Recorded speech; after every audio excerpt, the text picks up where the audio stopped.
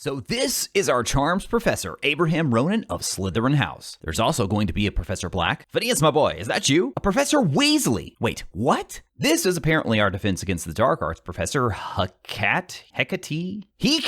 But it seems like we should be way more focused on this cat here because there's a new short clip on the official Hogwarts Legacy Twitter account as well. Then we also found out this guy is supposedly the potions master, Professor Sharp, which means he's not Phineas Black, which means this guy is Phineas and the headmaster? Nat's Eye is called Natty for short, this hippogriff is named Highwing, and a terribly cruel band of poachers are attempting to subdue him immediately after this scene in the trailer. Here, we totally called the whole poacher thing, by the way. Oh, and apparently the Deathly Hallows may kinda be in the game. And there's another freaking Battle of Hogwarts just over 100 years before Harry's showdown with Voldemort. Seriously, you guys, what is going on? Honestly, my mind is still melting, folks, because we just got a massive info dump of Hogwarts Legacy news, not really leaks. It's hard to say what this is, but I can tell you this, no one expected it. In fact, it all started a few weeks back when eagle-eyed fans spotted an upcoming Hogwarts Legacy AutoDesk presentation focused on the technical side of video game creation. This was actually a free session, but it did require registration to attend. Hogwarts Legacy community manager Chandler Wood caught wind of the fan excitement and quickly put out a tweet to calm our expectations. But Chandler, buddy, if your goal was to set them low so then you guys could completely surprise us all, then mission accomplished. All right, so what the heck am I actually talking about here? Is all of this legit and confirmed? Well, if you haven't been living in a cupboard under the stairs, then you've probably already seen a number of tweets, Reddit posts, videos, and articles about this 45-minute presentation by Avalanche at this particular AutoDesk event. Now, the whole purpose of this event was a technical showcase, and honestly, I found it all incredibly fascinating. To me, it just showed how crazy difficult video game development really is, and all of the love and care they're putting into Hogwarts Legacy is just astounding. So when you watch this, which by the way, you shouldn't have trouble finding the full video online. It's out there in the wild. It's still a little unclear if those videos are going to be taken down or not. Regardless, even if they are, it does seem like Autodesk has plans to release the full video on their YouTube channel at some point anyway. And yes, if you're a fan of Hogwarts Legacy, you're looking forward to this game, I definitely think you should watch it. A lot of the language is technical and there's a lot, frankly, I didn't understand, but it was a super fascinating behind the scenes look at the game. Now, of course, with them showing so much of the technical side, the software, that sort of thing, how they've built the game, they were bound to show some new things that we hadn't seen before, despite Chandler's attempts to kind of downplay what was going to be seen here. And let's be clear here, they fully knew what they were showing, they knew what they were putting out there, and they knew that we were going to be pouring over this stuff. Now, maybe we found some things they didn't expect, I don't know, but I think for the most part, we can pretty much assume that most of the things that everybody is talking about are things that they expected us to be able to go in and find. As far as the fan side of expectations go, though, I don't think any of us expected to get just this much information out of this event. And here's where I need to throw in a bit of a disclaimer, and since disclaimers are kind of boring, you get to hear this one in my best Garrick Ollivander voice. Word of caution on all of the Hogwarts Legacy news coming out after the Autodesk presentation. This was a behind-the-scenes look at their development process. Point being, while all of the info is official, it's not a representation of the final product, nor a guarantee that everything we're seeing and finding will be in the final game.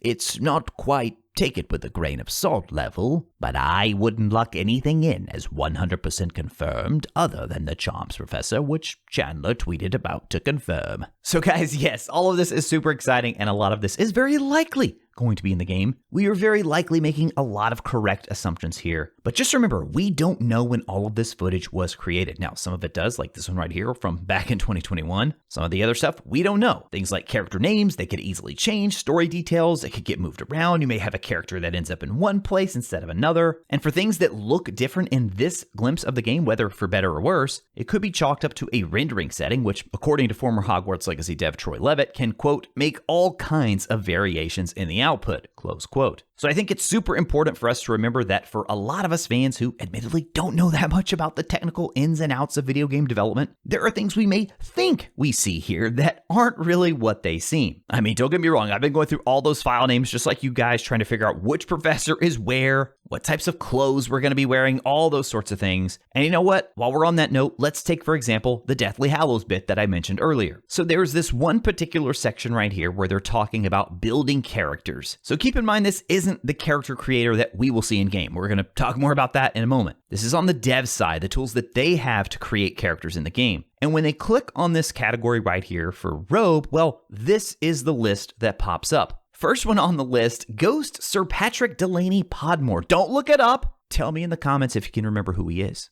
10 points to your house if you get it right. Other character, carriage driver dynamics, portrait armor. But then the big two for me out of all of these, Professor Black, which appears twice. And then also we have MCMBH, Deathly Hallows, and then another Professor Black. Now, keep in mind we have some others that fall below that actually have prefixes with robe somewhere in the title. So it's a little confusing because all of these fall under the robe category. So is this just going to be some sort of pendant on the robe, some sort of pin on the robe for the Deathly Hallows? And if this is in the final game, well, that opens up a whole nother range of questions. Because then I'm wondering like, okay, does the Deathly Hallows actually impact the story? Since it falls under robe, I mean, are we talking about the invisibility cloak right here? The Deathly Hallow invisibility cloak? Is that the one we're talking about? Or is it just going to be a symbol? And then again, does it tie into the story in some way, or is it just like a fun Easter egg for fans? Now remember, Tale of the Three Brothers is a common children's story within the wizarding world, so it wouldn't be a huge stretch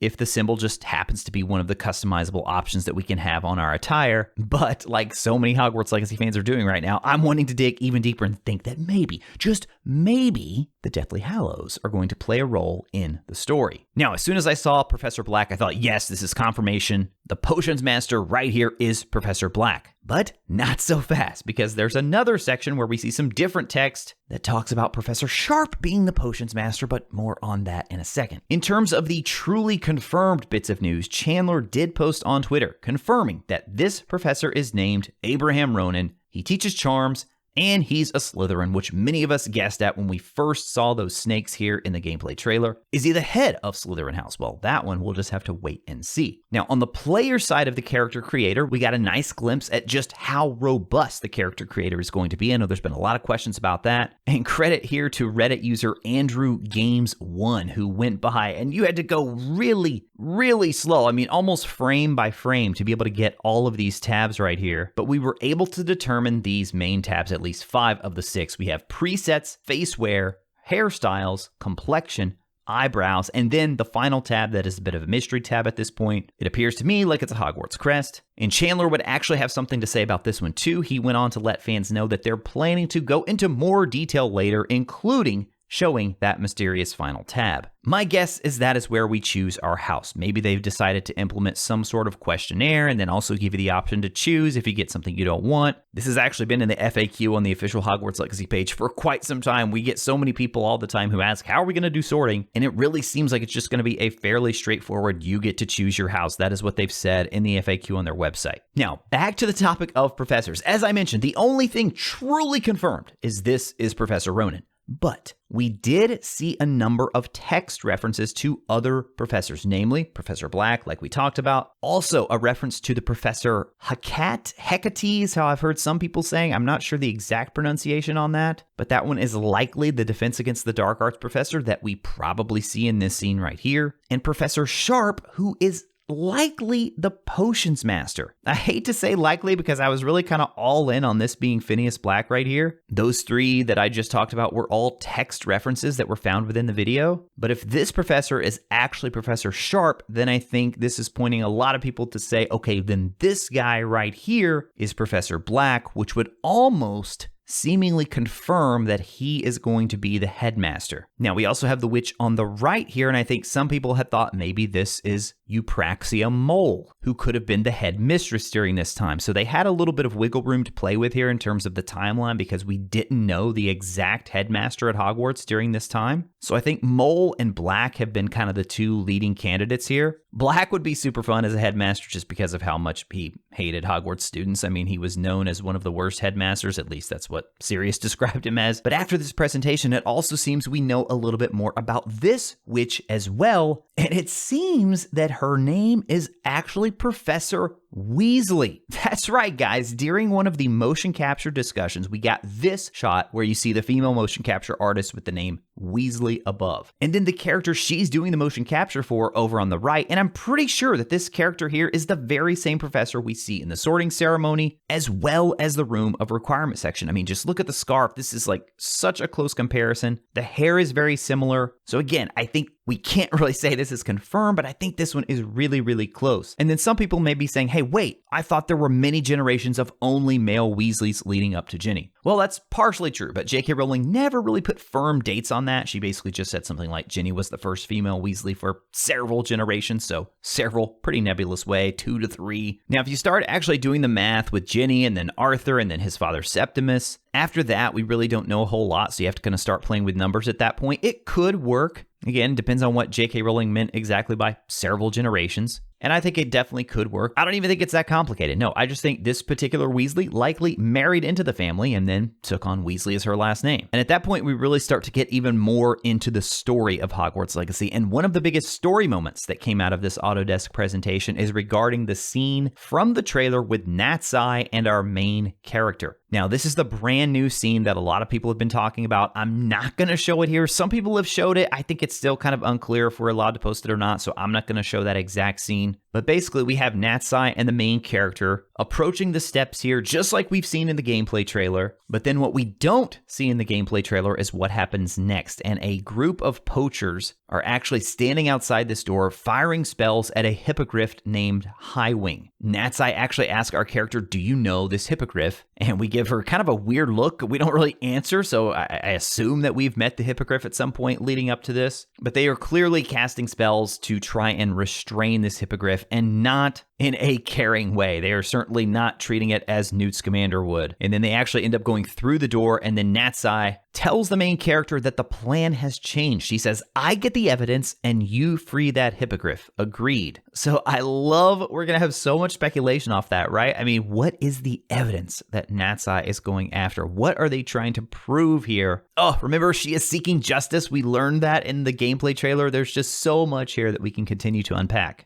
And even with all that we've talked about so far, I feel like we're only scratching the surface on some of the things that they showed in this Autodesk session. There's also been all this craziness happening with GameStop emails. I made a video about that. Check it out on the right side of your screen now. And while you do that, I'm going to go get to work on more videos because, guys, things are ramping up for Hogwarts Legacy. We have so much to talk about. As always, thank you all so much for watching. I'll talk to you again soon.